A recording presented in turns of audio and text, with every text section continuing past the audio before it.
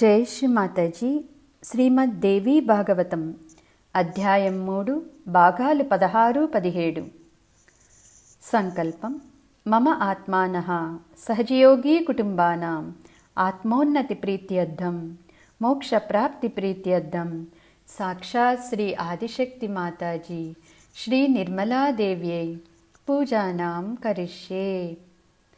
యుధాజిత్ భరద్వాజముని ఆశ్రమమును సందర్శించి మనోరమను సుదర్శనుని తీసుకువెళ్ళిపోతానని బెదిరించుట, అందుకు భరద్వాజముని ఇచ్చిన నిగూఢమైన సమాధానము, సుదర్శనుని దేవి జగదాంబిక ఆశీర్వదించుట. వ్యాస మహర్షి ఈ విధముగా చెప్పసాగెను. యుద్ధము ముగించి విజయగర్వముతో యుధాజిత్తు అయోధ్యకు తిరిగి వచ్చిన వెంటనే సుదర్శనుణ్ణి వెతుకుట ప్రారంభించెను. రాజ్యమంతా అన్వేషించమని భటులను ఆజ్ఞాపించెను. వేద పండితులను సంప్రదించి ఒక శుభముహూర్తమున సత్రజిత్తును పట్టాభిషేకం చేసెను. అధర్వణ వేదములోని శ్లోకాలను పండితులు వల్లించుచుండగా పవిత్ర నదీ జలాలతో సత్రజిత్తుకు అభిషేకించెను. మంగళ వాయిద్యాలు శంఖారావాలతో కురురాజ్యములో ఉత్సవ వాతావరణము నెలకొన్నది. కొందరు సజ్జనులు మాత్రం గృహాలకు పరిమితమై సుదర్శనుడు, మహారాణి మనోరమ ఏమైపోయారని వీరసేనుణ్ణి అన్యాయంగా హతమార్చి అక్రమంగా సింహాసనాన్ని మనవడైన సత్రజిత్తుకు కట్టబెట్టారని లోలోపల కుమిలిపోయారు. సత్రజిత్తుకి రాజ్యాధికార బాధ్యతలను అప్పగించి యుధాజిత్తు ఉజ్జయిని నగరమునకు తిరిగి వెళ్ళెను. సుదర్శనుడు భరద్వాజముని ఆశ్రమంలో ఉన్న విషయం తెలిసి శృంగబేర పురోధపతి అయిన దుర్దర్శనుడనే రాజు సహాయంతో భరద్వాజముని ఆశ్రమమునకు బయలుదేరెను. యుధాజిత్తు సైన్యంతో ఆశ్రమానికి బయలుదేరాడన్న వార్త తెలుసుకున్న మనోరమ భయంతో భరద్వాజముని వద్దకు వెళ్ళి ఈ విధముగా అభ్యర్థించెను. ఓ మునీశ్వర, యుధాజిత్తు నా తండ్రిని చంపి ఇప్పుడు నా కుమారుని ప్రాణాలు తీయుటకు దండయాత్ర చేయుచున్నాడు. మీరే మమ్మల్ని రక్షించాలి అని వేడుకుంటూ ఒక పురాణ కథను ఈ విధముగా చెప్పసాగెను. పాండవులు అరణ్యవాసం చేయు సమయంలో అనేక మంది మునులు ఋషులతో ఒక ఆశ్రమంలో నివసించెను. వారితో ద్రౌపదీదేవి కూడా ఉన్నది. ఒకనాడు ద్రౌపదిని ఒంటరిగా వీడి పాండవులు అరణ్యమునకు వేటకు వెళ్ళెను. ఆ ఆశ్రమంలో దౌమ్యుడు, అత్రి, గలవుడు, పైలుడు, జబులుడు, గౌతముడు, భృగుడు, చ్యవనుడు, కణవుడు, జతుడు, క్రతుడు, వీతిహృతుడు, సుమంతుడు, యజ్ఞదత్తుడు, వత్సలుడు, రసాసనుడు, కహోదుడు, యువక్రీతుడు, యజ్ఞకృతుడు ఇంకా ఎందరో మహర్షులు పవిత్ర వేదాలలోని శ్లోకాలను వల్లించుచుండెను. అంతమంది మహర్షుల ఆ ఆశ్రమంలో ఉండుట చేత ద్రౌపది నిర్భయముగా నివసించసాగెను. అదే సమయమున సింధూదేశ మహారాజైన జయద్రథుడు అటుగా సైన్యముతో వెళ్ళుచు ఆశ్రమంలో వేదపారాయణం ఆలకించి ఆశ్రమమును సందర్శించెను. అక్కడ మునులు, మునిపత్నులందరూ ఆసీనులై ఉన్నారు. వారితో పాటు ద్రౌపది కూడా ఉన్నది. అపురూప సౌందర్యవతియగు లక్ష్మీదేవి తేజస్సు కల ద్రౌపదిని చూసి మహారాజు ఆమె ఎవరు, ఏ మునిపత్నియా లేక మునిపుత్రికయా అని అక్కడే ఉన్న ముని దౌమ్యుడిని అడిగెను. అందుకు దౌమ్యుడు, సద్గుణవతి అయిన ద్రౌపది పాండవుల ధర్మపత్ని అని, పంచలాదేశ యువరాణి అని, ప్రస్తుతం ఆమె ఆశ్రమంలో ఆశ్రయం పొందినదని, పాండవులు వేటకు వెళ్లారని బదులిచ్చెను. జయద్రథుడు ద్రౌపదికి మర్యాదపూర్వకంగా నమస్కరించగా ద్రౌపది పాండవులు అరణ్యమునకు వేటకు వెళ్లారని, వారు తిరిగి వచ్చే వరకు వేచి ఉండమని సెలవిచ్చెను. అకస్మాత్తుగా మహారాజుకి ఆశ్రమ మర్యాదకు పవిత్రతకు భంగం వాటిల్లినట్టుగా ద్రౌపదిని అపహరించవలనన్న దుర్బుద్ధి పుట్టినది. అందుచేతనే ఎంతటి మహనీయులనైనా విశ్వసించకూడదని మనోరమ పలికెను. వీరోచనుడి పుత్రుడైన బలిచక్రవర్తి ధర్మాత్ముడు, మహాదాత, భక్త ప్రహ్లాదునికి సాక్షాత్ పుత్రుడు. 99 యజ్ఞాలు చేశాడు. యజ్ఞాలలో పుష్కలంగా దక్షిణను సమర్పించుకొనెను. ఆ రోజులలో యజ్ఞాలలో శ్రీ విష్ణువుని ఆరాధించేవారు. యజ్ఞ ఫలమును ప్రసాదించుటకు శ్రీ విష్ణువు యొక్క అంశ పాక్షిక అవతారములు భూమిపై జన్మించెను. అట్టి అవతారములో వామన అవతారము ఒకటి. దేవకార్య సిద్ధి కొరకు కశ్యపునికి జన్మించెను. ఇంద్రుడు కోరిన వరమును తీర్చుటకు సాక్షాత్ శ్రీ విష్ణువే వామన రూపంలో బలిచక్రవర్తిని మోసగించెను. 3 అడుగుల నేల దక్షిణగా కోరి వామనుడు బలిచక్రవర్తిని పాతాళానికి తొక్కేశాడు. సాక్షా శ్రీ విష్ణువే ఈ విధముగా యజ్ఞఫలం నెరవేర్చుట కొరకు మోసగించినప్పుడు ఇక సామాన్య మానవుల సంగతి చెప్పనక్కర్లేదు. లోభము మనస్సులో ప్రవేశించిన పాపభయం కానీ పరలోక భయం కానీ ఏమాత్రమూ ఉండదు. అందుచేతనే ఎవ్వరినీ విశ్వసించకూడదని మనోరమ పలికెను. ఓ భరద్వాజ మహర్షి, మానవుల ఆలోచన విధానంలోనే ఏదో తేడా ఉందనుకుంటాను. ధన సమృద్ధి ప్రసాదించమని దేవతలను ఆరాధిస్తారు. ఆరాధించిన దేవతలు తమ వద్దనున్న సంపదను వెంటనే అందించరు కదా. ఇంకెవరి వద్ద నుండో తెచ్చి వీరికివ్వాలి, లేదంటే చౌర్యమో వ్యాపారమో చేయాలి, లేదా ఎవరితోనైనా దానం ఇప్పించాలి, లేదంటే బలప్రయోగం చేసి ఎవరి వద్ద నుండో ధనము తెచ్చినివ్వాలి. వైశ్యులేమో ఉత్పత్తిదారుల నుండి అతి చౌకగా ధన్య వస్త్రాదులను స్వీకరించిన వారు ధన సమృద్ధి ప్రసాదించమని భగవంతుని ఆరాధించడంలో అర్థమేమిటి? తాను కొనేటప్పుడు తక్కువ ధర కానీ అమ్మేటప్పుడు మాత్రం ఎక్కువ ధర రావాలనుకోవటం సమంజసమేనా? ఓ మహర్షి, మానవులంతా పరుల సొమ్ముకు ఆశపడువారే. ఎవరిని విశ్వసించేది? తీర్థయాత్రలు, దాన ధర్మాలు, చదువు సంధ్యలు అన్నీ వ్యర్థమే. లోబులకు ఎవరు ఏమి చేసినా అది చెయ్యనట్టే. అందుచేత ఓ మహానుభావ, దయచేసి ఈ యుధాజిత్తు ఇక్కడి నుండి తక్షణమే వెళ్ళిపోయేటట్టు చూడమని నేను సీతాదేవి వలె నా పుత్రునితో ఈ ఆశ్రమంలో నివసించదనని మనోరమ వేడుకొనెను. మనోరమ అభ్యర్థనకు భరద్వాజుడు సమ్మతించి యుధాజిత్తు వద్దకు వెళ్ళి తక్షణమే ఈ ప్రాంతం వీడి వెళ్ళిపోమ్మని ఆజ్ఞాపించెను. యుధాజిత్తు బతిమాలుకుంటున్న ధోరణిలో ఈ విధముగా పలికెను. ఓ మహర్షి, ఇదెక్కడి అన్యాయము? నేను మీ ఆశ్రమంలో నివసించుటకు రాలేదు. దుర్ధర్ముడి నగరంలో కొలువు ఉన్నాను. మనోరమను నాకు అప్పగించే వరకు ఇక్కడ నుండి కదలనని యుధాజిత్తు పలికెను. ఓ క్షత్రియోత్తమ, నీకు చేతనైతే తీసుకుని వెళ్ళు. విశ్వామిత్రుడు వశిష్ఠ మహర్షి ఆశ్రమం నుండి కామధేనువుని అపహరించినట్టు నీవు కూడా మనోరమను తీసుకుని వెళ్ళు, అది చూస్తాను అంటూ భరద్వాజముని ఆశ్రమానికి తిరిగి వచ్చెను. వ్యాస మహర్షి ఈ విధముగా చెప్పసాగెను. భరద్వాజముని మాటలు విన్న యుధాజిత్తు అత్యంత విశ్వాసపాత్రుడైన వివేకవంతుడైన మంత్రి సుబుద్ధిని సంప్రదించెను. ఓ సుబుద్ధి, ఇప్పుడు నేను ఏమి చేయవలనో బాగా ఆలోచించి చెప్పు. నాకైతే మనోరమను ఆమె పుత్రుడును బలవంతంగా తీసుకుని పోవాలని ఉన్నది. శత్రువు చిన్నపిల్లవాడే కదా అని ఉపేక్షించడం శ్రేయస్కరము కాదు. అది క్షయ మహమ్మారిలాగా పెరిగి చివరికి ప్రాణాలు తీస్తుంది. ఈ ఆశ్రమంలో సైన్యము లేదు, యోధులు లేరు. అత్యంత సులువుగా నేను సుదర్శనుని హతమార్చి నా మనవడి రాజ్యానికి ఆటంకం అడ్డు లేకుండా చేసి నిర్భయముగా రాజ్యపాలన కొనసాగించేలాగా చేయగలను అని యుధాజిత్తు పలికెను. సుబుద్ధి ఈ విధముగా తన అభిప్రాయమును వెల్లడించెను. ఓ మహారాజా, ఆగ్రహావేశాలకు లోనై ఎటువంటి సాహసానికి పూనుకోవలదు. మీరే విన్నారుగా, భరద్వాజముని విశ్వామిత్రునికి ఎటువంటి గతి పట్టినదో అదే మనకు పడుతుందని హెచ్చరించెను. మీకు విశ్వామిత్రుడి వృత్తాంతం తెలియదు కాబోలు. నేను మీకు క్లుప్తముగా వివరించదను. పూర్వము గది మహారాజు పుత్రుడైన విశ్వామిత్రుడు ప్రఖ్యాతిగాంచిన మహారాజు. ఒకనాడు సైన్యముతో అరణ్యముగా వెళ్ళుతూ వశిష్ఠముని ఆశ్రమమునకు సందర్శించెను. విశ్వామిత్రుడు గౌరవ మర్యాదలతో వశిష్ఠమునికి నమస్కరించగా ముని అతిథ మర్యాదలు చేసి ఆతిథ్యం స్వీకరించవలసిందిగా కోరెను. వశిష్ఠుడు సైన్యముతో సహా అందరికీ గొప్ప విందు భోజనం సమకూర్చెను. కామధేనువు సంతానమైన నందినీధేనువు అనుగ్రహంతోనే అది సాధ్యమైనది. ఈ విషయం తెలుసుకున్న విశ్వామిత్రుడికి నందినీధేనువును తన వెంట తీసుకుని వెళ్లాలనే దుర్బుద్ధి కలిగినది. వెంటనే వశిష్ఠమునితో 1,000 గోవులను ఇస్తాను, బదులుగా నందినీధేనువుని ఇవ్వమని కోరెను. అందుకు వశిష్ఠముని అది హోమధేనువని, 1,000 కాదు 10 కోట్లు ఇచ్చినా సరే ఇవ్వటం కుదరదని ఖండితముగా బదులిచ్చెను. అందుకు విశ్వామిత్రుడు బలవంతముగా తీసుకుపోతానని సమాధానమివ్వగా వశిష్ఠముని నీ ఇష్టం, ప్రయత్నించమని బదులిచ్చెను. విశ్వామిత్రుడి ఆజ్ఞ మేరకు సైనికులు నందినీధేనువుని కట్టు విప్పి లాక్కుని వచ్చారు. నందినీధేనువు దీనముగా వశిష్ఠముని వైపు చూస్తూ, ఓ మహర్షి, నేను ఏమి తప్పు చేశాను?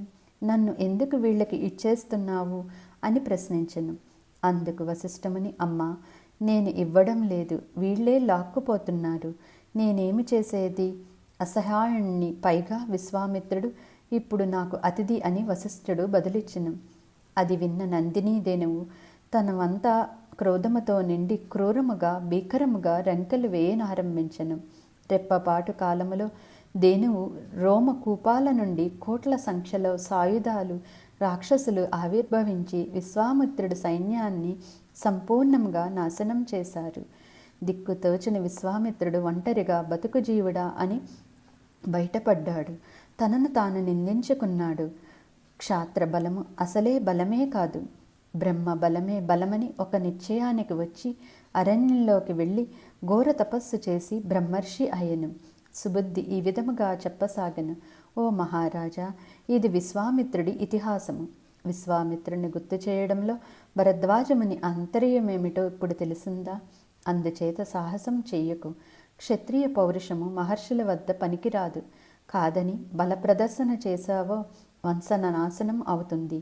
కాబట్టి తక్షణమే భరద్వాజముని వద్దకు వెళ్ళి క్షమాపణ కోరి మనోరమకు ఆమె పుత్రునకు ఎటువంటి హాని తలపట్టనని భరోసా ఇవ్వు.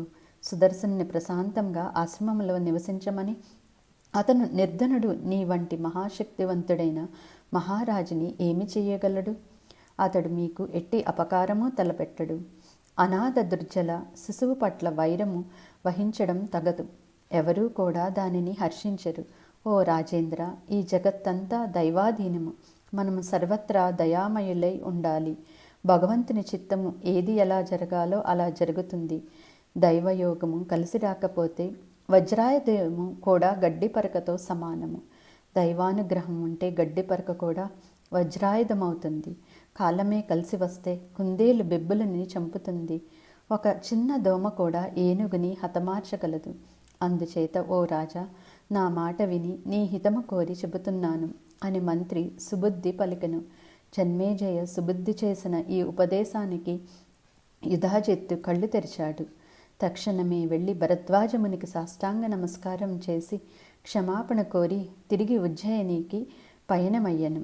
అది చూసిన మనోరమ ఇక ఎటువంటి భయము లేకుండా ఆశ్రమంలో నివసించవచ్చని మనస్సు శాంతించింది.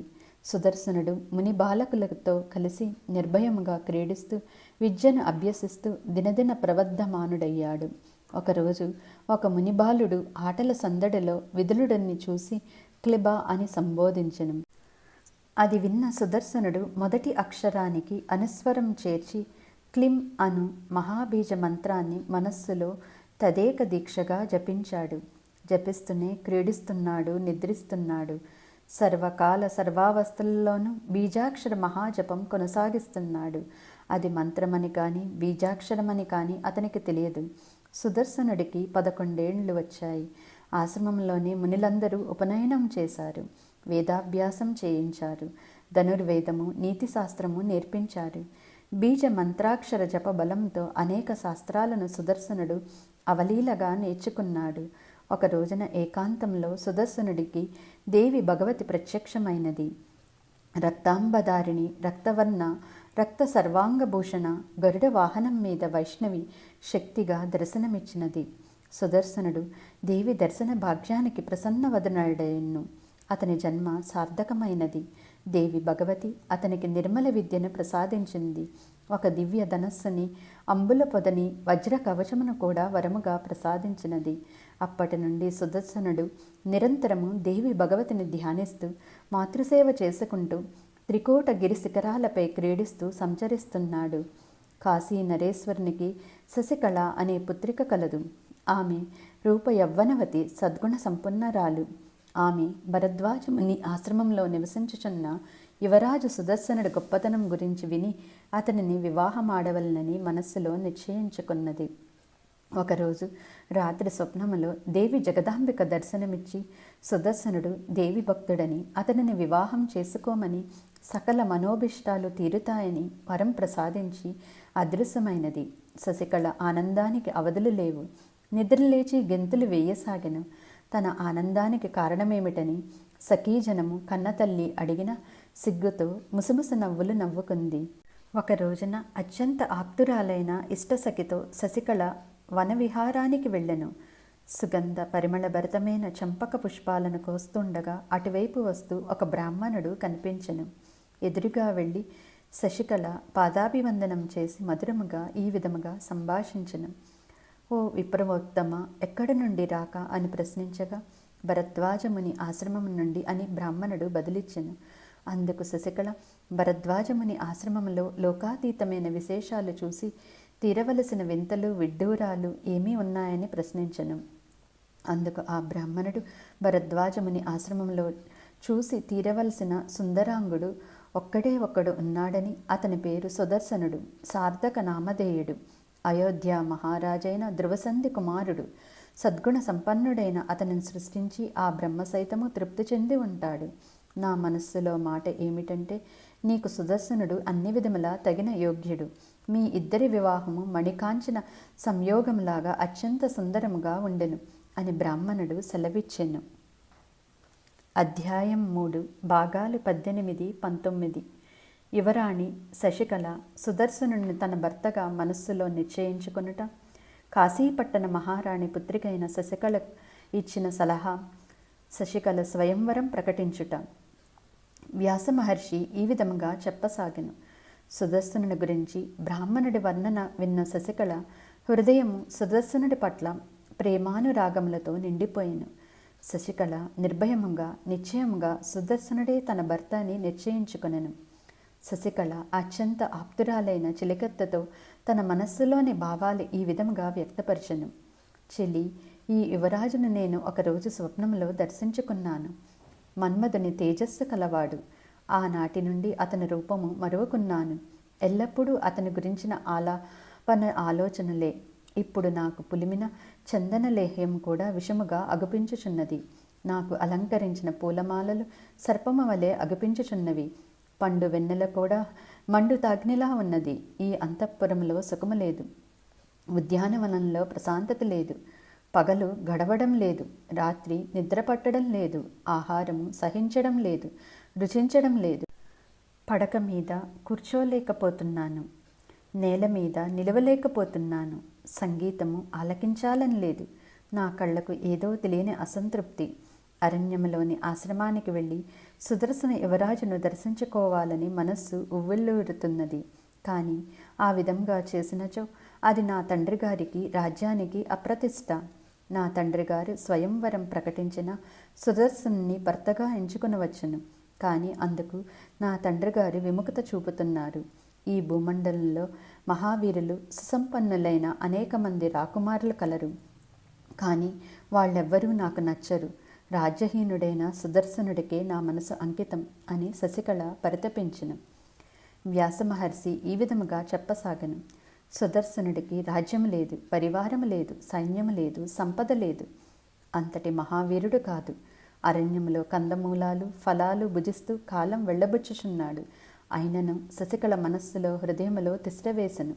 ఇదంతా మహాశక్తివంతమైన అత్యంత పవిత్రమైన బీజాక్షర జప ఫలితము. భగవతి జగదాంబికను తన హృదయములో ప్రతిష్ఠించుకుని ఎల్లప్పుడూ బీజమంత్రాన్ని జపిస్తూనే ఉన్నాడు. ఒకనాడు సుదర్శనుడు స్వప్నంలో భగవతి జగదాంబిక దేవిని పూర్ణ బ్రహ్మస్వరూపునిగా దర్శించుకున్నాడు. దేవి అతనికి అష్టైశ్వర్యాలు కలుగునుగాక అని దీవించెను. ఒక దినము శృంగబేరు పురాధిపతైన నిషాద మహారాజు సుదర్శనుడి వద్దకు వచ్చి అతనికి సర్వాలంకార శోభితమైన రథాన్ని, పాతకావరమండితమైన జైత్ర రథాన్ని చతుర్వస సమన్వితముగా బహుకరించెను. సుదర్శనుడు ప్రేమగా బహుమతిని స్వీకరించి కందమూల ఫలములతో నిషాదునికి ఆతిథ్యము ఇచ్చి సాగనంపెను. ఆశ్రమంలోని మునులంతా రథాన్ని చూసి సంబరపడెను. రాకుమారా, ఇక నీకు రాజ్యం ప్రాప్తిస్తుంది. అనతి కాలంలోనే నీవు సింహాసనాన్ని అధిష్ఠించదవు. భగవతి జగదాంబిక ప్రసన్నురాలైనది. అందుచేతనే నీకు ఈ వరములు కురిపించుచున్నది. ఇక నీవు నిశ్చింతంగా ఉండు అని ఆశీర్వదించెను. మునులు మనోరమను కూడా అదే విధముగా ఊరడించెను. మునిల మాటలు ఆలకించిన మనోరమ సంతోషించినను ఏదో శంక మనస్సులో ఉండిపోయినది. మహర్షులారా, మీ మాటలు సత్యమవ్వాలి. అంతకంటే నాకు కావలసింది ఏమీనూ లేదు. సుదర్శనుడు ఎల్లప్పుడూ మీ దాసుడే. సజ్జనులను సేవించిన ప్రతిఫలం ఊరకనే పోదు కదా. అమోఘాలు సృష్టిస్తుంది. అందులో ఎటువంటి ఆశ్చర్యమూ లేదు. కానీ నా కుమారునికి ఎటువంటి సైన్యమూ లేదు, మంత్రి లేడు, సంపద లేదు, సహాయకులు లేరు. ఎటువంటి యాగం చేస్తే నా కుమారుడు సింహాసనం అధిష్ఠిస్తాడో మీరే సెలవియ్యండి. కేవలం మీ ఆశీర్వాదం వల్లనే ఇది సంభవము. అందులో నాకు ఎటువంటి సందేహము లేదు అని మనోరమ మునులను నమస్కరించెను. వ్యాస మహర్షి ఈ విధముగా చెప్పసాగెను. సుదర్శనుడు ఆ రథము అధిరోహించి ఎటు వెళ్ళినా మహాశక్తి సంపన్నుడి వలె అత్యంత తేజస్సుతో అక్షౌహిణీ సేనతో తరలి వెళ్ళున్నట్లుగా అనిపించెను. అక్షౌహిణీ సేన అనగా 1,09,350 మంది సైన్యము, 65,610 అశ్వాలు, 21,870 రథాలు, 21,870 గజాలు. సుదర్శనుడు ఎల్లవేళలా బీజమంత్రాన్ని మనస్సులో జపిస్తూనే ఉన్నాడు. ఆ మంత్రప్రభావమే అతనికి అంత శక్తి సంపదలు లభించినది. క్లీం అను బీజాక్షరాన్ని నిర్మల చిత్తంతో ఎవరు జపించినను సకల వాంఛలు నెరవేరుతాయి. ఈ భూలోకములోనూ పైలోకములోనూ అతనికి దుర్లభమనేది ఉండదు. దేవి భగవతి అనుగ్రహం పొందని వారు, విశ్వాసం లేనివారు అన్నింటా నష్టాలను కష్టాలను ఎదుర్కొంటారు, రోగపీడితులవుతారు. సకల దేవతలకు జననిగా ఆదిమాతగా కీర్తింపబడే పరాశక్తి అనుగ్రహిస్తే బుద్ధి, కీర్తి, ధృతి, లక్ష్మి, శక్తి, శ్రద్ధ, మతి, స్మృతి అన్నీ సమకూరుతాయి. అందరికీ ప్రత్యక్ష దైవము ఆదిపరాశక్తి. మూఢులు మాయావృతులై ఈ రహస్యం తెలుసుకోలేక సంసారం బంధములలో కొట్టుమిట్టాడుతూ ఉంటారు. బ్రహ్మ విష్ణు మహేశ్వరులు, అష్టదిక్పాలకులు, సూర్యచంద్రులు, అష్టవసువులు, విశ్వదేవతలు నిరంతరము సృష్టి స్థితి లయకారిణి అయిన ఆదిపరాశక్తిని ధ్యానిస్తూనే ఉండెదరు. అటువంటిది తెలివైన వాళ్లము అనుకుంటున్న మానవులు ధ్యానించకపోతే అంతకన్నా దురదృష్టము ఏమైనా ఉంటుందా? సుదర్శనుడు ఈ రహస్యాన్ని తెలుసుకున్నాడు. ఎల్లవేళలా భగవతి జగదాంబికను హృదయంలో అర్చించాడు. సాక్షాత్ పరబ్రహ్మస్వరూపిణి, విద్యా స్వరూపిణి, యోగగమ్య అయిన ఆ ఆదిపరాశక్తి కృపకు పాత్రుడయ్యాడు. అఖిలాత్ముడైన పరమాత్మకే ఈ త్రివిధ సృష్టిని చేసే చూపించే మహాదేవిని ధ్యానించుకుంటూ రాజ్యలాభము కంటే మించిన ఆనందాన్ని అనుభవిస్తూ సుదర్శనుడు ఆశ్రమంలో సుఖ సంతోషాలతో కాలం గడిపెను. శశికళ మాత్రం అతని కోసం పరితపించుచుండెను. తండ్రి సుబాహుడికి విషయం తెలిసి స్వయంవరమును ప్రకటించెను. రాజవంశాలకు 3 రకాల స్వయంవరాలు కలవని పెద్దలు చెప్పారు. 1 ఇచ్ఛా స్వయంవరం, కోరిన వాడిని స్వయముగా వరించి మెడలో మాల వేయడము. 2వది పణ స్వయంవరం, శివధనస్సు ఎక్కుపెట్టిన రాముని సీత వరించడము. 3 శౌర్య శుల్క స్వయంవరం, ఇది కేవలం సూర్యులకే, వచ్చిన మహావీరులందరినీ జయించి రాకుమారిని చేపట్టడం. వీటిలో సుబాహుడు ఇచ్ఛా స్వయంవరాన్ని ప్రకటించాడు. శిల్పులు వచ్చి వివిధ ఆకారాలలో మండపాలను నిర్మించారు. వేదికను అందంగా అలంకరించారు. అన్ని ఏర్పాట్లు చురుకుగా సాగుతున్నాయి. రాజపుత్రులకు ఆహ్వానాలు వెళ్ళాయి. శశికళ మనస్సులో మాట తల్లిదండ్రులకు చెప్పవలసిన తరుణమే ఇదే అనుకున్నది. అంతరంగికురాలైన ఇష్టసఖిని పిలిపించింది. సఖి, నీవు వెళ్ళి మా అమ్మ ఏకాంతముగా ఉన్నప్పుడు ఈ సంగతి చెప్పు. నేను ధ్రువసంధి మహారాజు పుత్రుడైన సుదర్శనుడికి మనస్సు ఇచ్చానని, అతన్ని తప్ప మరెవ్వరినీ వరించనని, అది ఆదిపరాశక్తి సంకల్పమని చెప్పమనెను. వ్యాసమహర్షి ఈ విధముగా చెప్పసాగెను. ఇష్టసఖి శశికళ కోరిన విధముగానే తన తల్లి అయిన వైదర్భికి తెలియచేసినది. వైదర్భి అదే విషయము సుబాహునికి తెలియచేయగా అతను పకపకా నవ్వి, రాజ్యహీనుడు, ఏకాకి, నిర్ధనుడు, తల్లితో భరద్వాజముని ఆశ్రమంలో తలదాచుకున్న ఆ సుదర్శనుడా, నా పుత్రకు నచ్చినవాడు, అది వీలుపడదు. సుదర్శనుడి నా అల్లుడయ్యే యోగ్యత లేదు. ఇది అప్రియమే కావచ్చు. నీవు ఏదో ఒక సమయంలో పుత్రికతో చెప్పు. స్వయంవరానికి అనేక మంది శక్తి సంపన్నులైన రాకుమారులు విచ్చేస్తున్నారు. వారిలో ఎవరో ఒకరిని వరించడం ఉత్తమమని సుబాహుడు పలికెను. వైదర్భి తన పుత్రికను పిలిపించి ఒడిలో పడుకోపెట్టుకుని ప్రేమగా తల నిమురుతూ, ఈ విధముగా ఓదార్చెను. ఏమిటమ్మా, ఇది సుదర్శనుడు చాలా దురదృష్టవంతుడు. అతడికి రాజ్యము లేదు, సైన్యము లేదు, సంపద లేదు, బంధుమిత్రులెవరూ లేరు. ఏకాకి అంట.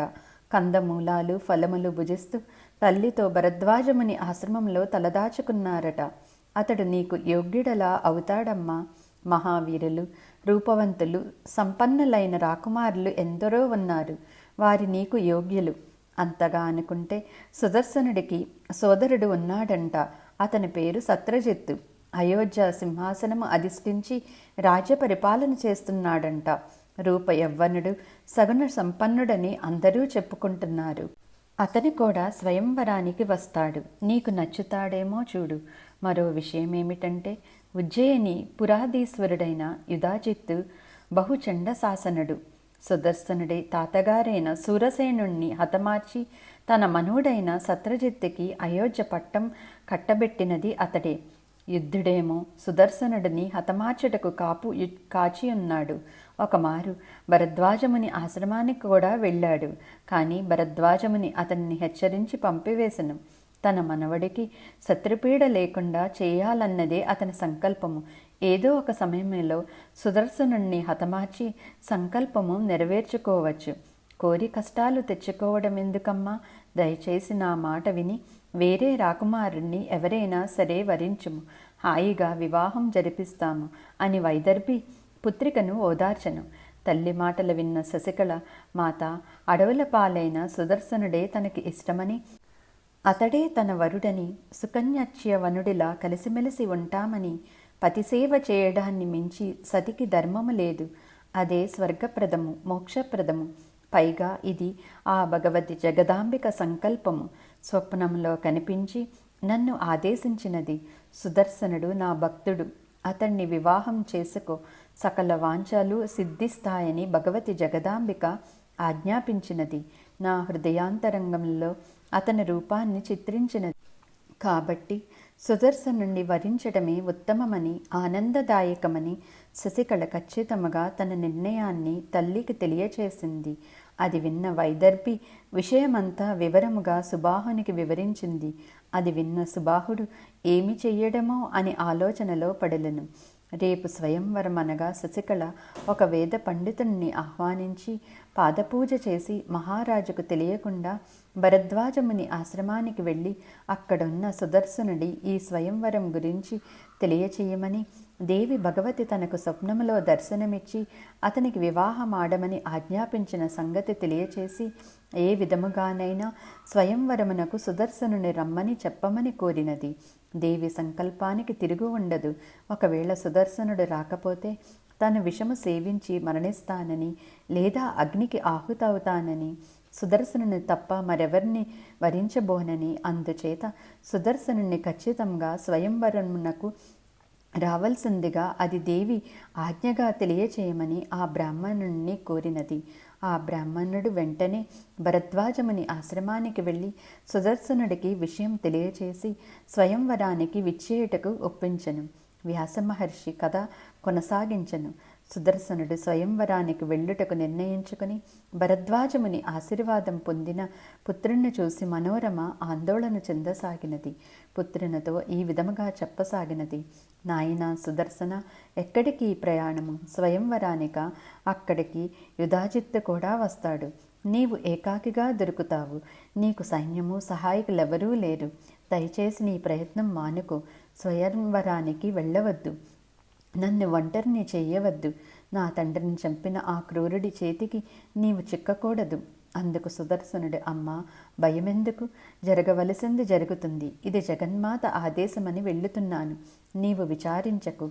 అంతా ఆ భగవతి జగదాంబక చూసుకుంటుంది. నీవు క్షత్రియ వంశపు మహారాణివి. నీకు భయము తగదు. భగవతి జగదాంబిక ఎల్లప్పుడూ మనల్ని రక్షిస్తుంది. వ్యాసమహర్షి ఈ విధముగా చెప్పసాగను. సుదర్శనుడు తల్లి ఆశీర్వాదం తీసుకుని స్వయంవరానికి బయలుదేరను. మనోరమ ఈ విధముగా ఆశీర్వదించెను. కుమార, ముందు నుండి నిన్ను భగవతి జగదాంబిక రక్షించుగాక. వెనుక నుండి పార్వతీదేవి రక్షించుగాక. కుడి ఎడమలను శివుడు రక్షించుగాక.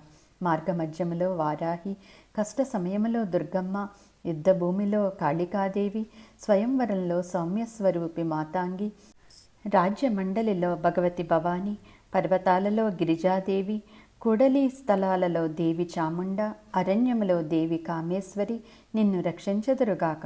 ఓ పుత్ర, నీవు రఘువంశానికి చెందినవాడవు.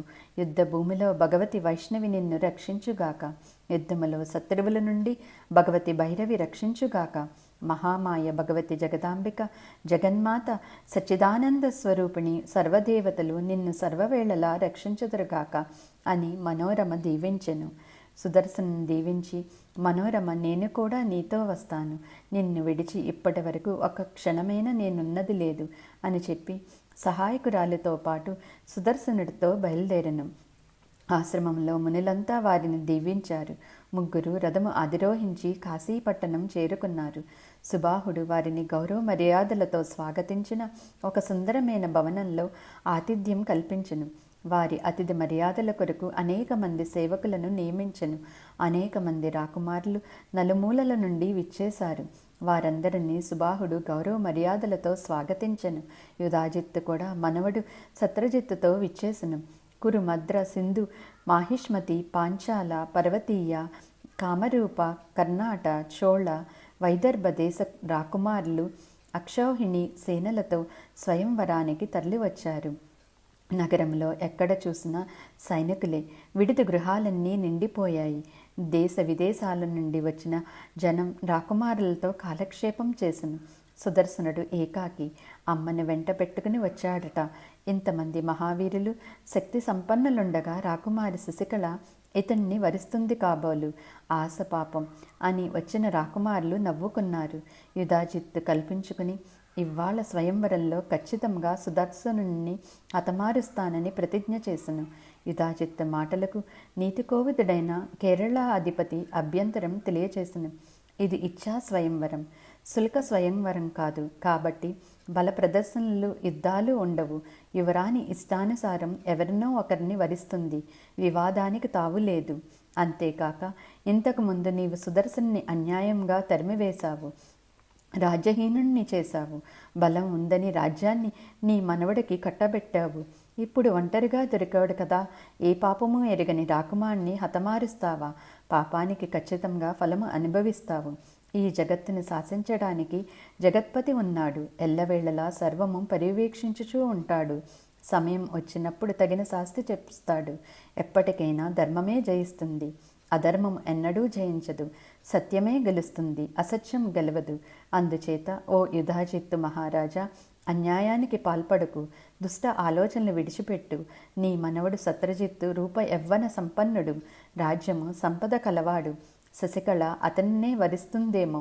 ఇక్కడ అనేక మంది రాకుమారులు కలరు. ఒకరు మించిన మహావీరులు ఇంకొకరు. వీరిలో ఎవరినో ఒకరిని యువరాణి తన ఇష్టానుసారంగా వరిస్తుంది.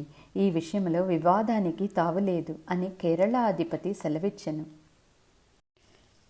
వ్యాస మహర్షి ఈ విధముగా చెప్పసాగెను.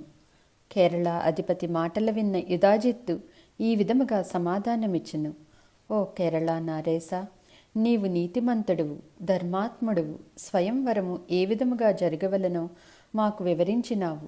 కానీ ఇంతమంది పరాక్రమవంతులు, మహావీరులున్న స్వయంవరంలో యువరాణి ఒక అయోగ్యుణ్ణి వరించడము ఎంతవరకు సముచితం? సింహానికి దక్కవలసిన భాగాన్ని ఒక నక్క ఎత్తుకుని పోవడానికి వీలులేదు. సుదర్శనుడు ఈ యువరాణికి అర్హుడు కాడు. బ్రాహ్మణులకు వేదము, క్షత్రియులకు ధనస్సు, బలము. ఇందులో అన్యాయం లేదు. ఇదే నీతి. కాబట్టి క్షత్రియ ధర్మం ప్రకారము ఈ స్వయంవరంలో బల ప్రదర్శనతో యువరాణిని వరించడమే న్యాయము. బలహీనులు రాకుమారుని వరించడానికి వీలులేదు. మరోలా జరిగితే యుద్ధము తప్పదు. ఈ మాటలు విన్న రాకుమారుల్లో కలకలం మొదలైనది. అందరూ కలిసి ఒక నిర్ణయానికి వచ్చి సుబాహుణ్ణి సభా మధ్యలోకి పిలిపించారు. ఓ మహారాజా, ఇచ్ఛా స్వయంవరమని అందరినీ ఆహ్వానించావు. నీతి తప్పడానికి వీలు లేదు. నీవు ఏమి చేయదలుచుకున్నావో దాపరికం లేకుండా తెలియచేయండి. యువరాణిని ఎవరికి ఇవ్వదలుచుకున్నావు? నీ మనసులో ఎవరైనా ఉన్నారా? స్పష్టంగా తెలియచేసి మా కలహాన్ని వారించుము. ముక్తకంఠంతో రాకుమారులందరూ అడిగేసరికి సుబాహుడు ఈ విధముగా తన అభిప్రాయాన్ని తెలియచేసెను. రాకుమారులారా, మా యువరాణి సుదర్శనుని మనసా వరించింది. నేను ఎంతగానో వారించినను ప్రయోజనం లేకపోయినది. నాకు ఈ విషయము స్వయంవరం ప్రకటించినాక తెలిసినది. సుదర్శనుడు కూడా ఇప్పటికే స్వయంవరానికి విచ్చేసి విడిదిలో బస చేసి ఉన్నాడు. సైన్యము, సంపద, రాజ్యము ఏమీ లేకపోయినను అతనిలో కొంచెము కూడా భయము లేదు. సుబాహుణ్ణి మాటలు విన్న రాకుమారులు ఒక నిర్ణయానికి వచ్చి ఈసారి సుదర్శనుని పిలిపించారు. సుదర్శనుడు సౌమ్యంగా, శాంతంగా, ఒంటరిగా రాకుమారుల వద్దకు రాగా రాకుమారులు ఈ విధంగా ప్రశ్నించెను. ఓ రాజపుత్ర, ఈ స్వయంవరానికి నీకు ఎవరు ఆహ్వానం అందించారు? అది ఒంటరిగా వచ్చావు. సైన్యము లేదు, రాజ్యము లేదు, బాహుబలము లేదు. నీవు ఇప్పటి వరకు ఒక సన్యాసి వలె సర్వము త్యజించి తపమాచరించుచు అరణ్యములో జీవించావు. ఇక్కడకు ఏమి చేద్దామని వచ్చావు? రాకుమారి కోసం ఇక్కడ యుద్ధం జరగబోతున్నది. మేమంతా సైన్యంతో వచ్చాము. మరి నీ మాట ఏమిటి? నీ సోదరుడు సత్రజిత్ కూడా మహాసైన్యంతో వచ్చాడు. అతనికి సహాయంగా మీ తాతగారు యుధాజిత్తు కూడా చతురంగ బలాలతో వచ్చారు. నీవు బాగా ఆలోచించి ఏమి చేస్తావో ఒక నిర్ణయం తీసుకుని మాకు త్వరగా తెలియచేయమని రాకుమారులు సెలవిచ్చెను. రాకుమారుల మాటలకు సుదర్శనుడు ఈ విధంగా సమాధానమిచ్చెను. రాకుమారులారా, మీరన్నట్లు నేను ఏకాకిని.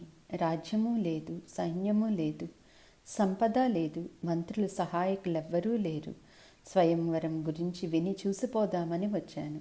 నా స్వప్నములో ఆదిపరాశక్తి వైష్ణవీదేవి రూపంలో దర్శనమిచ్చి నన్ను ఈ స్వయంవరానికి హాజరు కమ్మని ఆజ్ఞాపించినది. ఇంతకన్నా నేను ఇక్కడ చేయవలసిన పని జగదీశ్వరి ఏమీ చెప్పలేదు. జగన్మాత ఏమి సంకల్పించిందో అదే జరుగుతుంది. అందులో ఎట్టి సందేహమూ లేదు. రాకుమారులారా, ఈ ప్రపంచంలో నాకు శత్రువులెవరూ లేరు. అందరిలోనూ అంతటా జగదాంబికనే చూస్తున్నాను. ఒకవేళ నాతో ఎవరైనా శత్రుత్వం పెట్టుకుంటే వారిని ఏమి చేయవలనో అంతా ఆ జగన్మాతే చూసుకుంటుంది. నాకు మాత్రం శత్రుత్వం అంటే ఏమిటో కూడా తెలియదు. ఏది ఎలా జరగాలో అలా జరుగుతుంది. నేను దైవాధీనుణ్ణి. సమస్త దేవతలకు, సకల ప్రాణులకు శక్తిని ప్రసాదించేది ఆ జగన్మాతే. ఆవిడ రాజును చేయదలుచుకుంటే ఎంతటి నిరుపేదనైనా నిర్ధనుడనైనా క్షణములో అందలం ఎక్కిస్తుంది. దీనికి తిరుగులేదు. నాకు చింత ఎందుకు, దిగులు ఎందుకు? నేనేమీ అసత్యం పలకడం లేదు. నేను విశ్వసించిందే చెప్పుతున్నాను. త్రిమూర్తులైన ఆ శక్తి అనుగ్రహం లేనిదే అడుగు కదపలేరు. నేను అసక్తుడనో సశక్తుడనో ఏదైతే అది. నేను మాత్రం కేవలం ఆ జగన్మాత ఆజ్ఞ మేరకే ఈ స్వయంవరానికి విచ్చేశాను. అమ్మ ఏమి చేయాలనుకుంటే అది చేస్తుంది. నాకు ఎటువంటి ఆలోచన కానీ, బెంగ కానీ, ఆశ కానీ లేదు. జయాపజయాలు రెండూ నాకు సమానమే. జయానికి పొంగిపోను, అపజయానికి కృంగిపోను. నేను జగన్మాత ఆధీనంలో ఉన్నాను. అంతా ఆ తల్లే చూసుకుంటుంది అని సుదర్శనుడు నిర్భయముగా తన మనసులోని మాటలు తెలియచేసెను. సుదర్శనుడి మాటలకు రాకుమారులు వారిలో వారు కొంతసేపు చర్చించుకుని ఈ విధముగా పలికెను. ఓ సాధు పురుష, నువ్వన్నది సత్యము. మేమంతా నీ మాట నమ్ముతాము. కానీ యుధాజిత్తు నిన్ను సంహరించాలని అనుకుంటున్నాడు. నీ మీద సద్భావంతో నీకు ఈ మాట చెబుతున్నాము. ఇకపై నీ ఇష్టము. నీ మనసుకు తోచినది చెయ్యి అని రాకుమారులు సెలవిచ్చెను. మిత్రులారా, నా యందు దయతలిచి నిజము చెప్పినందుకు నాకు సంతోషము. ఈ జగత్తంతా దైవాధీనము. చావు పుట్టుకలు కూడా దైవాధీనము. ఏ జీవుడు తనకు తాను నిర్ణేత కాడు. స్వతంత్రుడని అనటానికి ఎవరికీ వీలు లేదు. కర్మానుసారంగా జీవనం సాగుతూ ఉంటుంది. తత్వం తెలిసిన పండితులు కర్మను 3 విధములుగా విభజించారు. సంచితము, వర్తమానము, ప్రారబ్ధము. జగత్తంతా కాలకర్మ వశముగా నడుస్తుంది. కాలము మూడనిదే దేవుడైనా మానవుణ్ణి చంపలేదు. హతుడు, హంతకుడు కేవలం నిమిత్త మాత్రులు. కాలము సనాతనము, అదే కర్త. మా తండ్రి గారిని అడవిలో సింహం అరించింది. మా తాతగారిని యుధాజిత్తు సంహరించాడు. వీరిద్దరూ నిమిత్త మాత్రులే. కాలమే వారిరువురి ప్రాణాలు తీసుకుని పోయింది. జీవించుటకు కోటి ప్రయత్నములు చేసినను కాలయోగం కలిసి రాకపోతే ఎవరూ జీవించలేరు. కలిసి వస్తే ఈ ప్రయత్నం లేకపోయినా అన్ని ఆపదలు ఎదురైనా 1000 సంవత్సరాలు జీవిస్తారు. కాబట్టి నేను యుధాజిత్తుకి భయపడేది లేదు.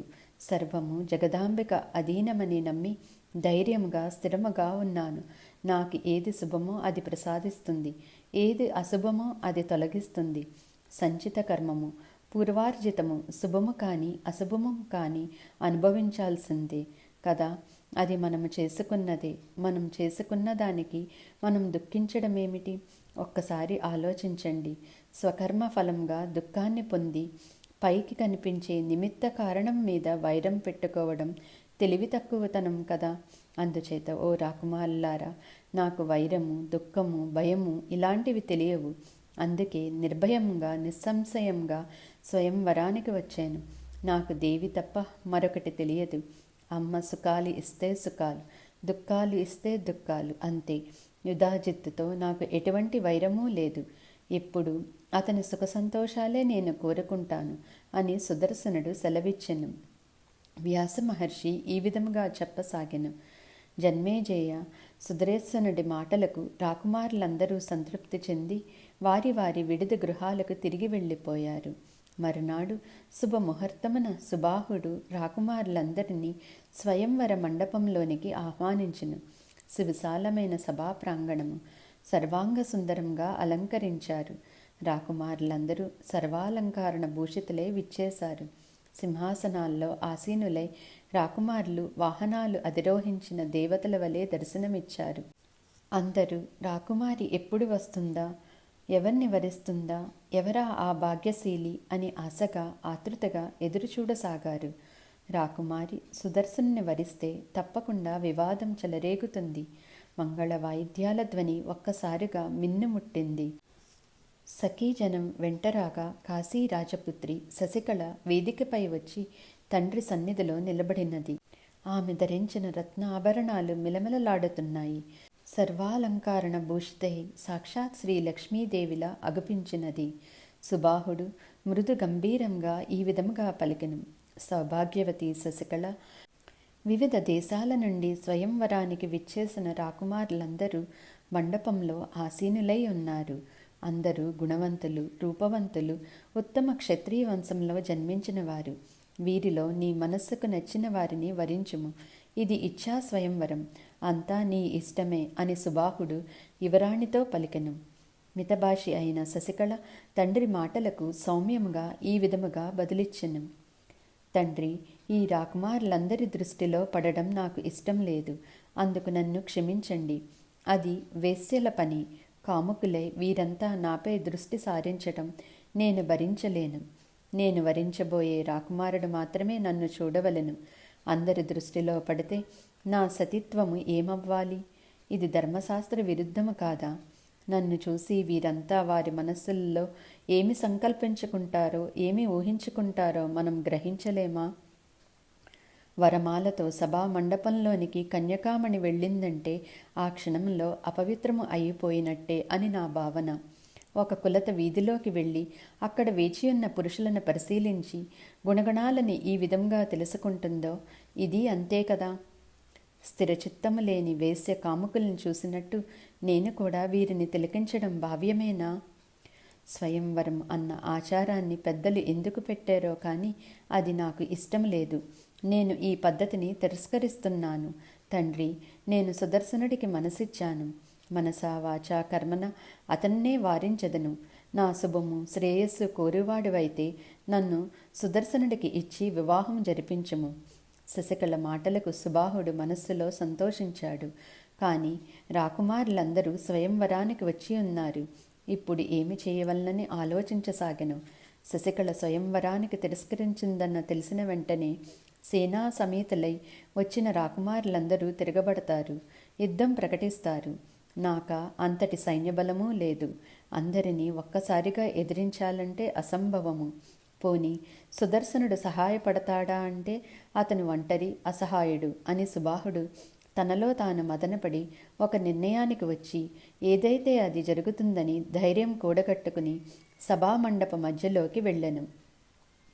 రాకుమారులందరికీ సుబాహుడు సవినయంగా శిరస్సు వంచి నమస్కరించి, రాకుమారులారా, యువరాణి శశికళ సభామండపంలోకి రావటానికి తిరస్కరించినది. నేను మహారాణి ఎంతగా చెప్పినను వినడం లేదు. నన్ను మనసారా క్షమించండి. మీకందరికీ పేరు పేరున శిరసా పాదాభివందనాలు చేస్తున్నాను. ఇప్పుడు నేను మీ దాసుణ్ణి. దయచేసి నన్ను క్షమించి మా ఆతిథ్యం స్వీకరించి రత్న మణిమాణిక్యాలు, చందన తాంబూలాది సత్కారాలు ప్రేమతో స్వీకరించండి. మరొక్కసారి చేతులు జోడించి అభ్యర్థిస్తున్నాను. రత్నాలు, ఏనుగులు, వస్త్రాలు పుష్కలంగా సమర్పించుకుంటున్నాను. సంతోషంగా స్వీకరించండి. నాకు ఒక్కగాను ఒక్క పుత్రిక. కాదని స్వయంవరానికి బలవంతం చేస్తే ప్రాణత్యాగం చేసుకుంటుంది. అప్పుడింక నా దుఃఖానికి అంతు ఉంటుందా? మీరంతా కరుణామయులు, మహానుభావులు. దయచేసి నన్ను అర్థం చేసుకోండి. నా కూతురిని మీ కూతురిగా భావించి పెద్ద మనసుతో క్షమించండి. నేను పాదదాసుణ్ణి. మీ తిరుగు ప్రయాణాలు సుఖముగా జరగాలని కోరుకుంటున్నాను అని సుబాహుడు అభ్యర్థించెను.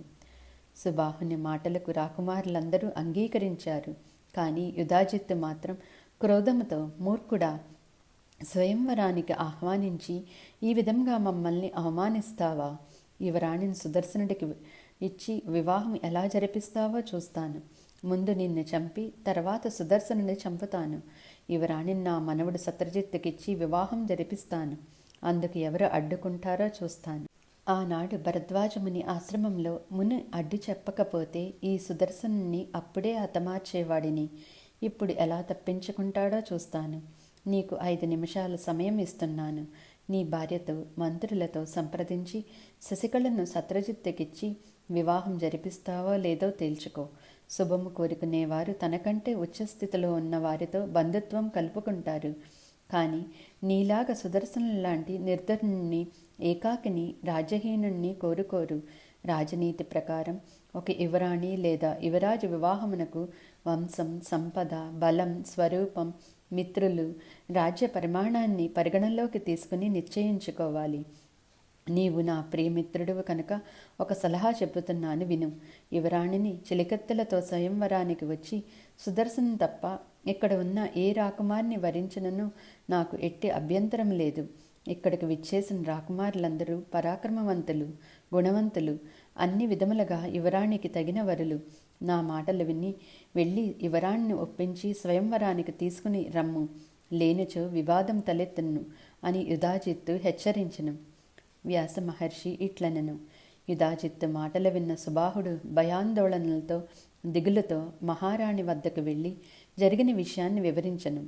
సుబాహుని పరిస్థితి అర్థం చేసుకున్న మహారాణి యువరాణి వద్దకు వెళ్ళి, అమ్మా శశికళ, మీ తండ్రి గారు దిగులు చెందుతున్నారు. స్వయంవరానికి వచ్చిన యువరాజులందరూ హేమాహేమీలు. ఎవరు ఏ సాహసానికి వడికడతారో యుద్ధము సంభవిస్తుందేమో అని కలత చెందుతున్నారు. దయచేసి పరిస్థితిని అర్థం చేసుకుని సుదర్శనుణ్ణి వదిలి మిగిలిన రాకుమారుల్లో ఎవరినో ఒకరిని వివాహం చేసుకో. లేనిచో ఆ యుధాజిత్తు మనందరినీ హతమార్చుతాడు. నీకోసం యుద్ధం జరగటం మన కుటుంబానికి, రాజ్యానికి క్షేమం కాదు. నీ సుఖము, క్షేమము కోరి మేము చెబుతున్నాము. దయచేసి సుదర్శన్ని మర్చిపోయి మరొకరిని వరించమనెను. తల్లిదండ్రుల ఉపదేశాన్ని ప్రశాంతంగా, మౌనంగా శశికళ ఆలకించి దృఢ నిశ్చయంతో నిర్భయంగా బదులు పలికెను. తండ్రి, ఈ యువరాజులకు నీవు భయపడుతున్నావు. యుధాజిత్తు బెదిరింపులకు కంగారు పడుతున్నావు. అంతేకాని సుదర్శనుడు అయోగ్యుడని కాదు. నా నిర్ణయంలో ఎట్టి మార్పు ఉండదు. నేను సుదర్శను తప్ప మరెవరినీ వరించను. సుదర్శనుడికి నన్ను అప్పగించుము. ఈ రాజ్యం వీడి వెళ్ళిపోతాము. తర్వాత మా అదృష్టం ఎలా ఉంటే అలా జరుగుతుందనను.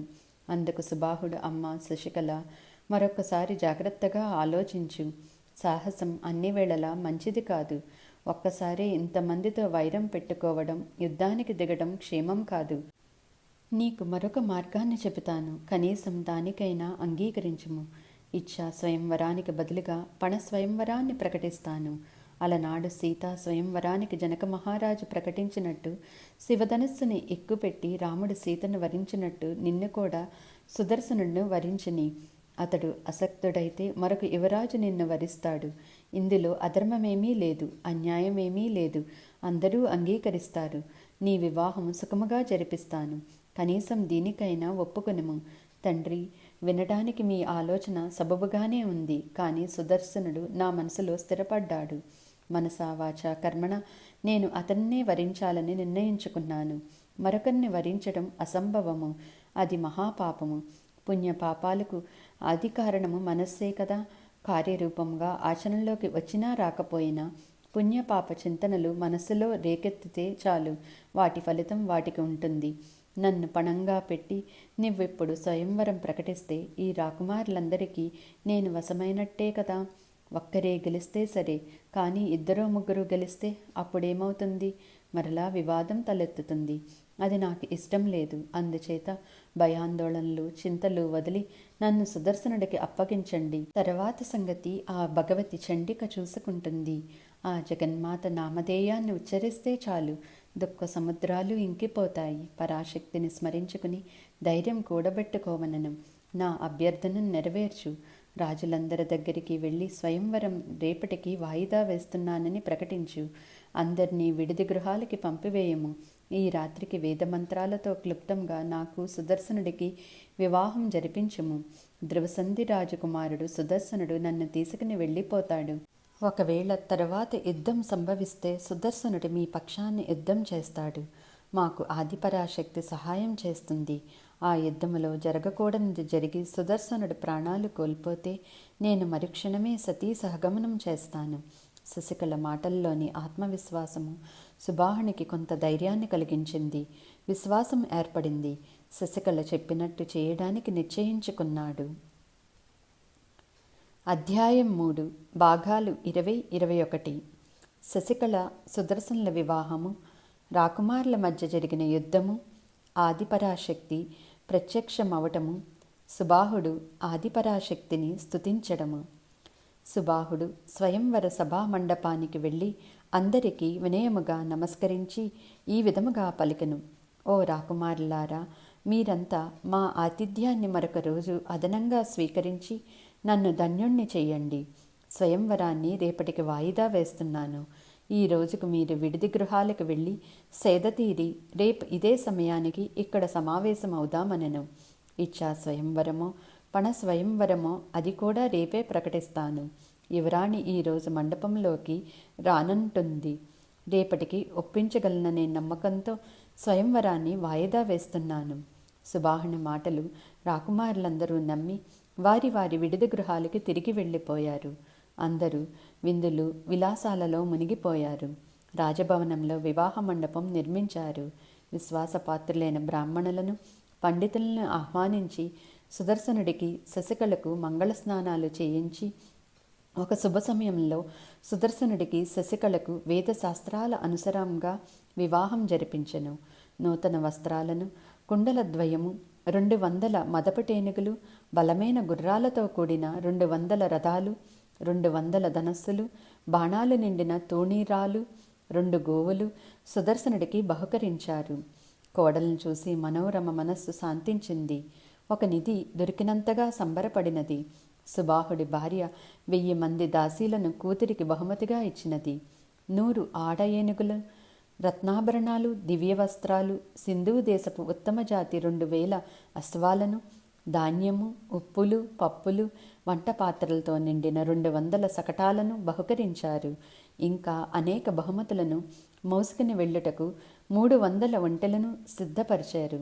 ఈ బహుమతులన్నీ సుదర్శనుడికి వరకట్నంగా సమర్పించుకున్నారు. వాటిని చూసిన సుదర్శనుడికి శశికళ కుబేరుని పుత్రిక వలె అగుపించి వినయంతో బహుమతులను స్వీకరించాడు. అటు తర్వాత సుబాహుడు మనోరమ వద్దకు వెళ్ళి వినయంగా నమస్కరించి, ఓ ఉత్తమ క్షత్రియ కుల సంజాత, నేను నీ దాసుణ్ణి. మీ మనస్సులో సందేహాలు ఏమైనా ఉంటే తెలియచేయము, వాటిని తక్షణమే నెరవేర్చుతాను అని సుబాహుడు పలుకగా ఆ మాటలు విన్న మనోరమ కళ్ళల్లో ఆనంద బాష్పాలు పట్టరాని సంతోషంతో పరవశించిపోయినది. ఒకవైపు ఆనందము, మరొక వైపు కృతజ్ఞతతో మనోరమ ఈ విధముగా సెలవిచ్చెను. మహారాజా, నీకు నీ వంశానికి ఎల్లప్పుడూ శుభము కలుగుగాక, సకల సమృద్ధులు సమకూరునుగాక. నా కుమారునికి అపురూపమైన మీ కన్యారత్నాన్ని ఇచ్చారు. అంతకు మించిన సన్మానం మరొకటి ఉండదు. నా ఆనందాన్ని ప్రకటించడానికి నిజముగా మాటలు రావడం లేదు. మీ సంబంధం వలన ఈనాడు సుదర్శనుడు సుమేరు పర్వతమంతా ఉత్తముడయ్యాడు. రాజ్యహీనుడికి ఉత్తమ కన్యను ఇచ్చి వివాహం జరిపించారంటే మీ చరిత్ర పవిత్రత ఎంతటి గొప్పదో నేను అర్థం చేసుకోగలను. నాకు ఆనందంగానూ ఆశ్చర్యంగానూ ఉన్నది. తండ్రిని రాజ్యాన్ని కోల్పోయి నిర్ధనుడే అరణ్యంలో భరద్వాజముని ఆశ్రమంలో కందమూల ఫలాలు తింటూ అరణ్యవాసం చేస్తున్న ఒంటరివాడికి ఇంతమంది రాకుమారులను కాదని మీ పుత్రికను ఇచ్చి వివాహం జరిపించారంటే అది సామాన్యమైన విషయం కాదు. సమస్తాయిని చూసుకుంటారేమో గాని మీలాగా అత్యంత రూపవతి గుణవతి అయిన కన్యను మా కుమారుని లాంటి వాడికి ఇచ్చి వివాహం జరిపించారు. మీ ఔన్నత్యానికి చేతులు జోడించి నమస్కరిస్తూ కృతజ్ఞత ప్రకటించుకుంటున్నాను. ఇంతమంది పరాక్రమవంతులైన రాకుమారులతో వైరానికి సిద్ధపడి ఈ పని చేశారంటే మీ ధైర్యానికి అభినందిస్తున్నాను అని మనోరమ కృతజ్ఞతలు తెలిపెను. మనోరమ మాటలకు సుబాహుడు ఎంతో సంతృప్తి చెందాడు. సవినయంగా నమస్కరించి ఒక ప్రతిపాదన చేసెను. రాజపుత్రి, మీరు మరోలా అనుకోకపోతే నాదొక మనవి.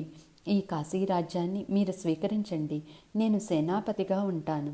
లేదంటే అర్ధరాజ్యమైనా స్వీకరించండి. వారణాసిని విడిచిపెట్టి మీరు ఆశ్రమంలోనే మరో నగరంలో ఉండటం నాకు సమ్మతము కాదు.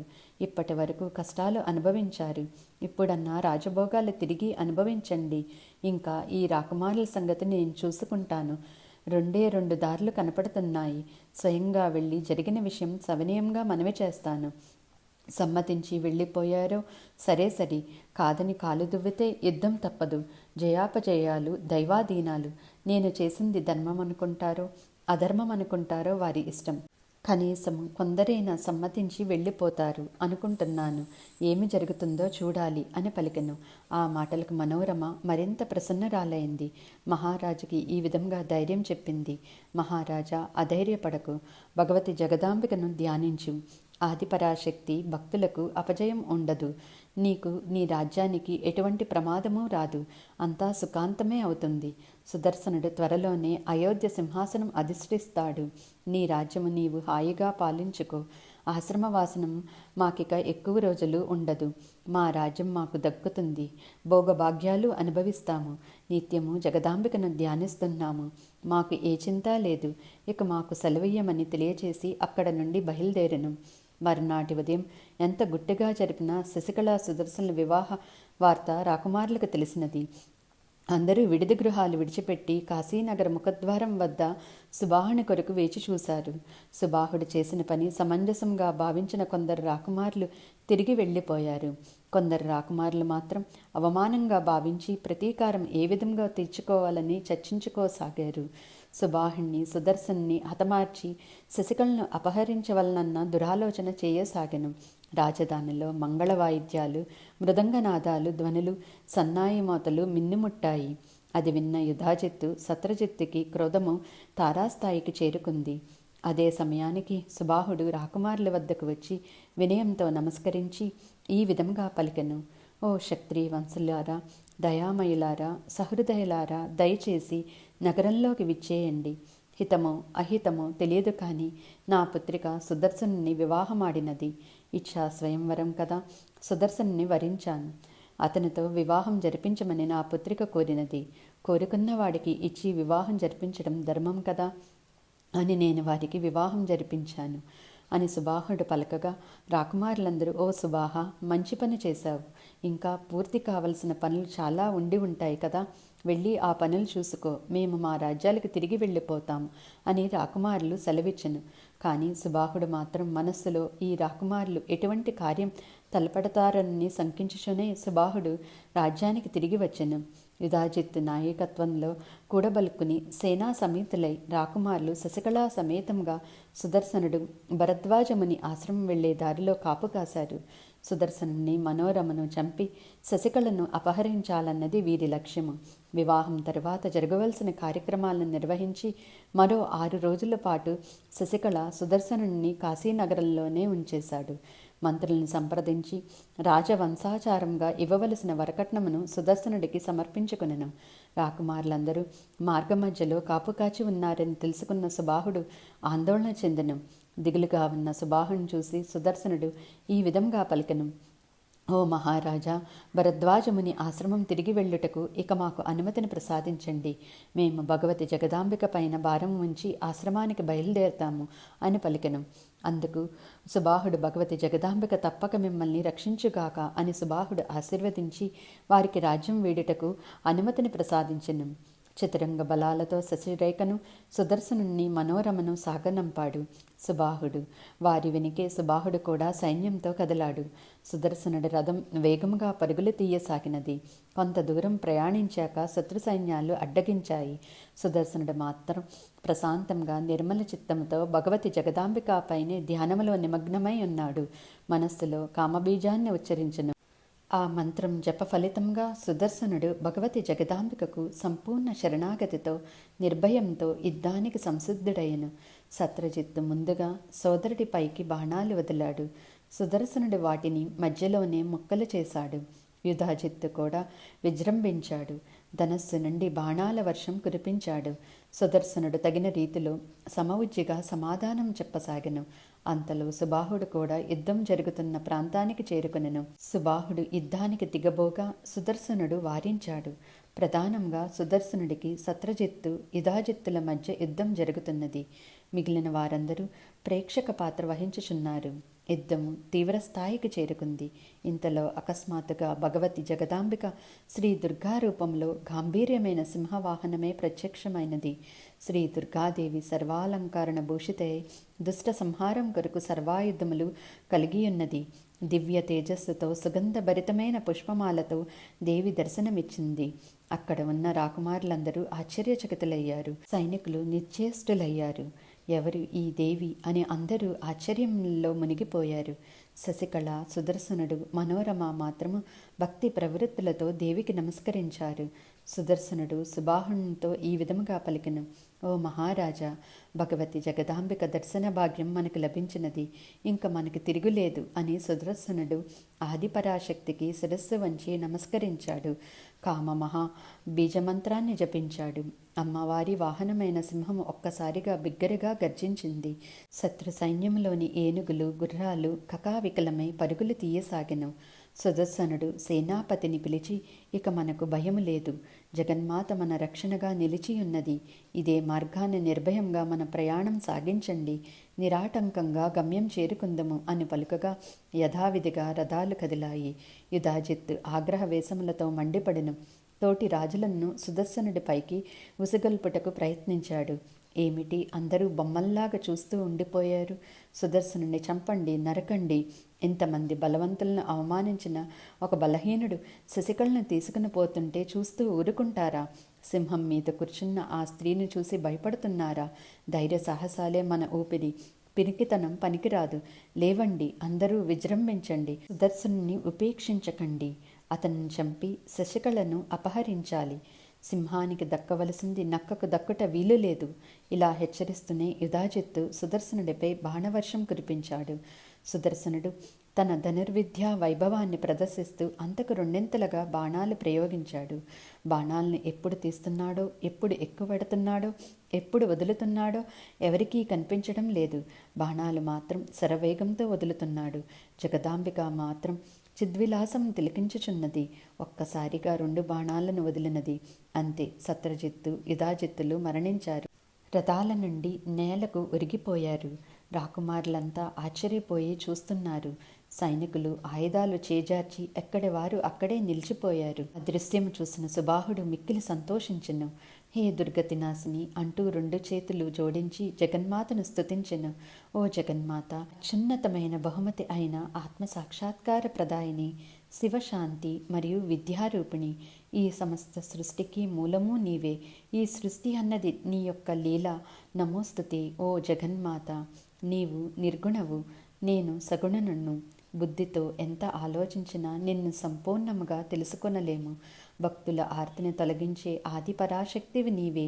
అమ్మ, నీ ప్రభావం ఇంత స్పష్టముగా ప్రకటమవుతుంటే నిన్ను ఏమని స్తుతించను?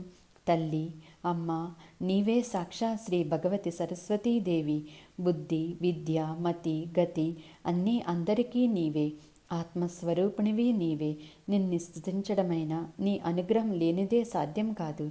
త్రిమూర్తులైన బ్రహ్మ విష్ణు మహేశ్వరులు నిత్యము నిన్ను స్తుతించెదరు. వారికి సైతం నిన్ను సంపూర్ణంగా అర్థం చేసుకోవడం సాధ్యపడలేదు. మానవ మాతృలైన నాకు పరిమిత జ్ఞానం కలిగిన నేను ఇన్నాళ్ళు సజ్జనుల సాంగత్యం లేక చిత్తశుద్ధి లేక నిన్ను స్తుతించలేకపోయాను. ఇప్పుడు నీ ప్రియభక్తుడు సుదర్శనుడు నా అల్లుడు కావడం చేత నాకు నీ దర్శన భాగ్యం లభించినది తల్లి. ధన్యుణ్ణి దేవి. బ్రహ్మాది సకల దేవతలు మహర్షులు మహాయోగులు నిరంతరం కాంక్షించే నీ దివ్య దర్శనం ఎవరికి దక్కనిది నాకు దక్కినది తల్లి. ఇంకకన్నా నాకు ఏమి కావాలి? నా జన్మ ధన్యమైనది. కష్టాలలో ఉన్న సుదర్శనుని రక్షించావు. అతడి శత్రువులందరినీ క్షణకాలంలో సంహరించినావు. పరమ పవిత్రమైన నీ భక్తరక్షణ చరిత్రకు ఇదే ప్రత్యక్ష నిదర్శనము. నీ భక్తులను ఎల్లవేళలా కాపాడుతూ వారి యశస్సును దిశదశలకు వ్యాపింపచేయడము నీ సహజగుణం తల్లి. జనన మరణాది భయాలను తొలగించే దివ్యశక్తివి నీవే. చరాచర జగత్తుకి ప్రాణదాతవు. పాపపుణ్యాలకు అతీతవు. జపతపాలకు తెలియని అజ్ఞానిని నేను. అట్టి నన్ను కరుణించినావు తల్లి. నీ దివ్య దర్శనంతో అనుగ్రహించినావు తల్లి. నీ శక్తి, నీ ప్రభావము, నీ దయాగుణము అవగతమయ్యాయి. దివ్య దర్శనము అనుగ్రహించినావు. నా జన్మ ధన్యమైనది.